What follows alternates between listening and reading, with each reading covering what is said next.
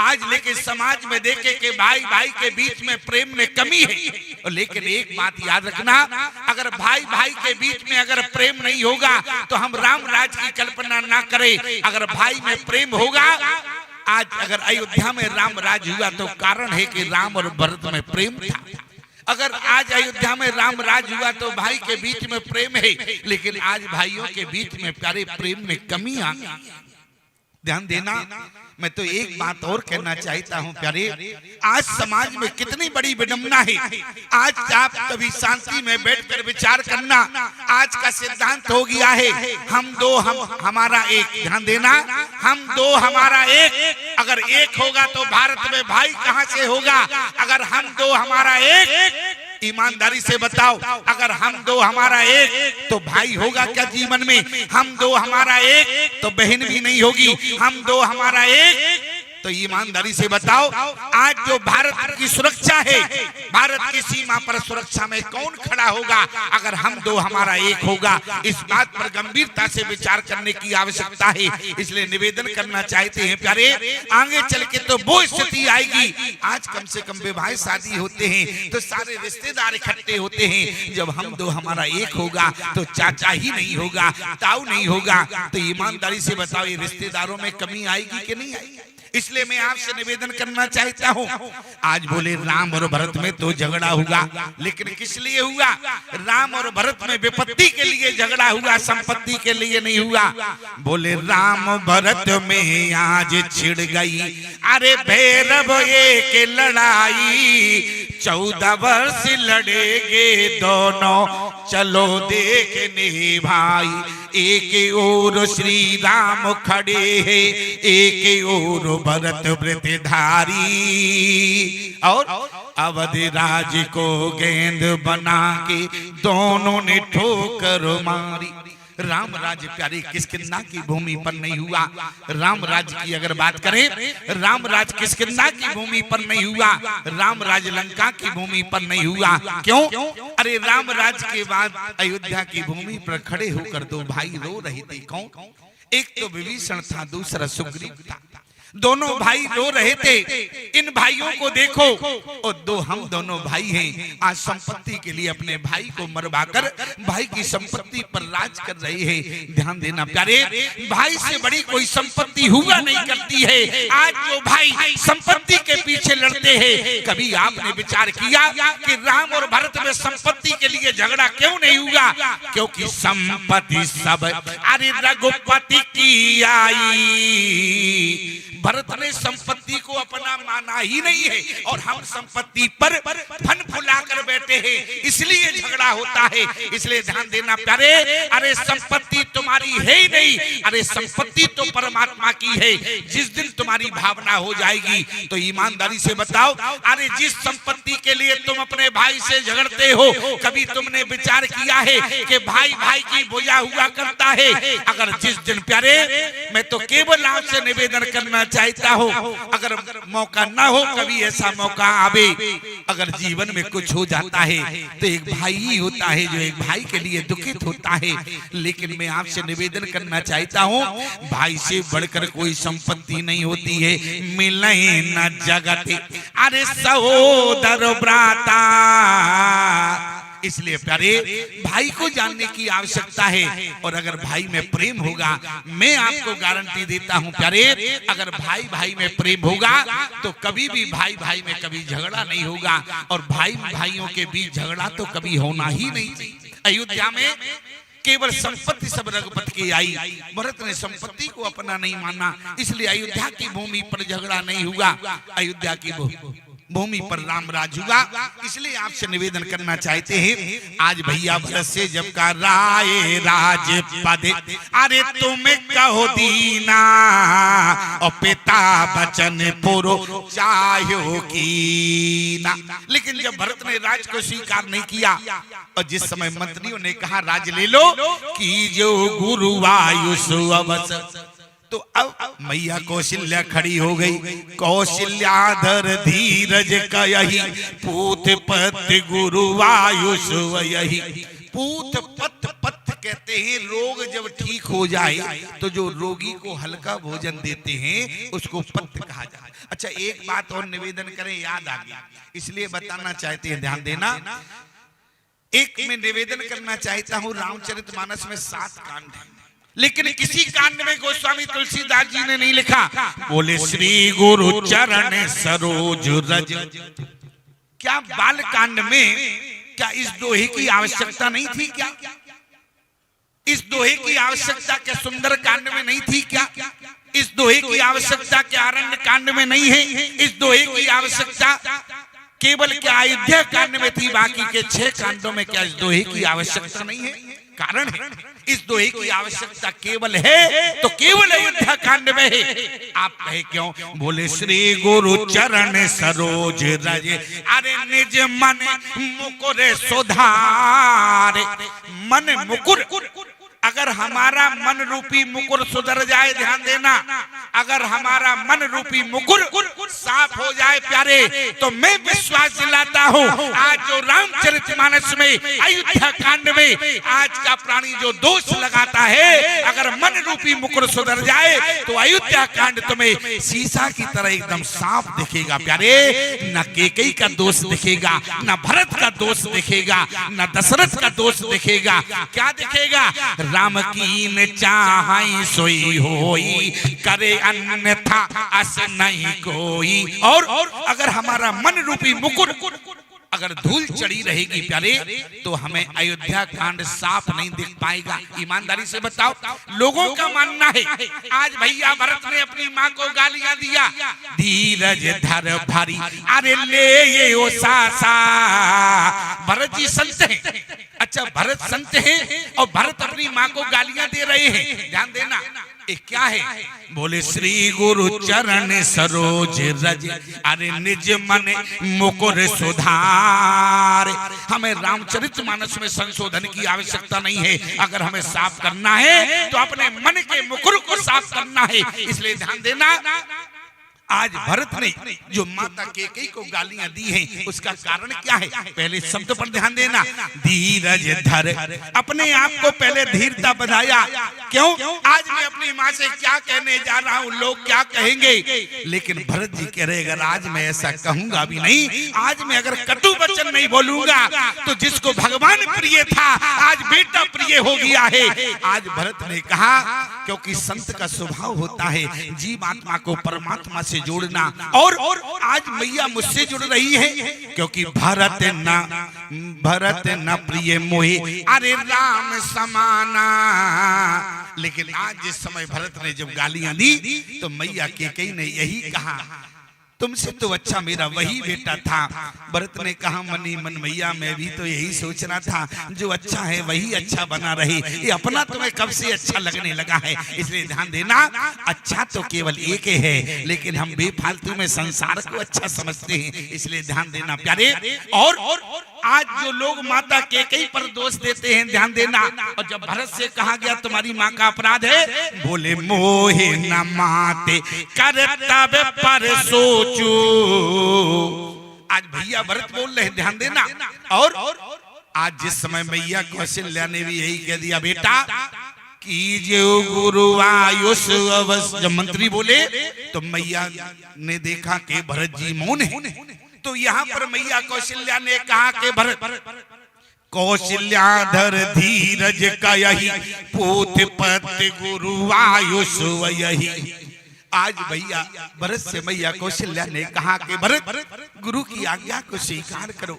अभी तक हमारे भैया भरत नहीं बोले, अब जब भैया भरत बोले, माँ की बात को सुनकर स्थिति क्या है। सानी सरल रस मात बानी, सुन भरत व्याकुल भये, लोचन सरोरो सिरवत सींचत बिरहे उर्वंकुर वही। आज भैया भरत ने कहा कि मैया आप भी वही बात कर रही हो, अरे गुरु ने आज्ञा कहाँ दी है। बोले मोहे उपदेश, अरे दीन गुरु नी का। अब बताओ, श्री वशिष्ठ ने अपना माथा ठोका, इतनी देर से हम इनको आज्ञा दे रहे, और भैया भरत ने क्या कहा, मोहे उपदेश दीन गुरु नी का। मैया आप भी कह रही हैं कि पूत पत्नी गुरु आए। अरे गुरु ने आज्ञा कहाँ दी है? अगर गुरु जी आज्ञा देते प्यारे, भरत में इतनी सामर्थ्य नहीं थी कि वशिष्ठ की आज्ञा का उल्लंघन कर सके। भरत की तो छोड़ो, इक्ष्वाकु वंश से लेकर रघुवंश तक अगर जो वशिष्ठ की आज्ञा का उल्लंघन कर दे प्यारे, वो वशिष्ठ का कोप भाजन बनेगा। लेकिन इसके बाद मैया कौशल्या से जब भरत ने कहा कि मैया आप भी वही बात कर रही हो, लेकिन मुझे उपदेश दीन गुरु नी का, और आप जो पूत पत्नी गुरु आए, आप जानती हो मेरा रोग क्या है? मेरा रोग तो किसी ने जाना नहीं है, और पति की आवश्यकता। अरे रोग तो पहले जानो। एक बात याद रखना प्यारे, जो लंबा रोगी होता है ना, वो आधा वैद हो जाता है। भरत का रोग किसी ने नहीं जाना, लेकिन भैया भरत ने सबका रोग जान लिया है। प्रमाण, भैया भरत का रोग किसी ने नहीं जाना, लेकिन भरत ने सबका रोग जान लिया है। सबके ओरो अभिलाष वश, अरे काई मनाए महे, आप अछत जो वे राज पदे, और राम ही देहो नरेश। भैया भरत का रोग किसी ने नहीं जाना, लेकिन भरत ने सबके हृदय में झांक लिया। बोले सबके उरो अभिलाष वश, अरे काई मनाए महे, ओ आप वचत जुब राज पदे, और राम ही देहो नरेश। इतना ही नहीं, आज गोस्वामी तुलसीदास जी कहते हैं भैया भरत ने कहा मोहि उपदेश दीन गुरु नी का। श्री वशिष्ठ ने कहा इतनी देर से हम तुम्हें बात समझ में नहीं आई। भरत ने कहा कि मैया मात पिता प्रभु गुरु की वाणी विनय विचार करे सुभ जानी। लेकिन ध्यान देना, गुरु ने आज्ञा नहीं दिया, गुरु ने तो उपदेश दिया, आप कहें प्रमाण। लेकिन इस एक शब्द ने क्लियर कर दिया, प्यारे स्पष्ट हो गया है। बोले करहो राज परिहरहो गलानी। श्री वशिष्ठ ने कहा करहो राज परिहरहो गलानी, मानव मोर बचन हित जानी। आज्ञा में हित नहीं होता, आज्ञा में हित नहीं होता है। आज्ञा माने आज्ञा होती है, आज्ञा में हेतु नहीं होता है। और आज श्री वशिष्ठ ने कहा करहो राज परिहरहो गलानी, मानव मोर बचन हित जानी। आज्ञा में हेतु नहीं होता है, आज्ञा माने आज्ञा होती है। जैसे मान लो कोई किसी को आज्ञा दे, आज्ञा में लाभ और हानि देखा जाता है क्या? आज्ञा माने आज्ञा, चाहे लाभ हो या हानि हो। लेकिन इसलिए भरत ने कहा मोहे उपदेश अरे दीन गुरु नी का। आज भैया भरत ने जान लिया है प्यारे, इसलिए भैया भरत ने कहा गुरुदेव अब तो बस एक ही प्रार्थना आपसे है। बोले क्या? गुरुदेव ने कहा चाहते क्या हो? बोले अब आज्ञा दो हित हमारे सिए, अरे पति सेवकाई और सोहर लीन माती कुटुलाई। अब आप आज्ञा देवे, हमारा हित तो भैया की सेवा में होगा। श्री वशिष्ठ ने कहा चाहिए एक बात बताओ भरत, अगर हम तुम्हें जबरदस्ती राजा देकर राजपद पर बैठा दें तो? भरत ने कहा एक बात बताओ, आप राजपद पर बैठा दोगे वो ठीक है, लेकिन गुरुदेव लेकिन जरा विचार करो, मोए राज हट अरे दैयो जवही और रसा रसा तल जाही तवई। क्यों? अरे इतने इतने राजा हुए संसार में, लेकिन क्या भूमि रसातल को चली गई? हिरण्याक्ष जैसे हिरण्यकश्यप हो गई। लेकिन जिस समय भरत ने कहा बोले राम का भाई अगर ऐसा करने लगे तो पृथ्वी रसातल में नहीं जाएगी तो क्या होगा? भरत से कहा चाहते क्या हो? अब भैया भरत ने कहा एक अरियई मन माई प्रातः काल चलियो प्रभु पाई। अब तो एक ही। और एक बात ध्यान देना प्यारे, भक्त की केवल एक अभिलाषा, एक इच्छा, एक आंख का मतलब क्या है? एक ही आंख यही मन माई और प्रातः काल चलियो प्रभु पाई। जिस समय प्यारे जयंत की जब आंख फूट गई, भगवान ने एक आंख से काना कर दिया, तो किसी ने कहा जयंत से कौआ से कि अब तो तुम एक आंख का हो गया हो, अब तो तुम्हारी एक ही आंख है, दूसरी आंख तो है नहीं। लेकिन देखो प्यारे, वक्त वही होता है जो बुराई में भी अच्छाई ढूंढ ले। एक आंख का मतलब बता रहे, एक ही आंख। कारण क्या है? बोले एक आंख तुम्हारी भगवान ने खत्म कर दी, अब तुम एक आंख से देख सकते हो, एक आंख से काने हो गए। लेकिन जिस समय प्यारे उत्तर दिया, उसने कहा कि देखो अभी हमारी दो आंख थी और एक आंख से मैं जग को देखता था और दूसरे आंख से जगदीश को देखता था। भगवान ने बड़ी कृपा कर दी, जिस आंख से मैं जग को देखता था वो भगवान ने आंखें ही खत्म कर दी, अब तो केवल जगदीश ही जगदीश दिखता है। इसलिए एक ही आंख, भक्त की एक आंख है, ध्यान देना। गुरु ने क्या देखा, ध्यान देना।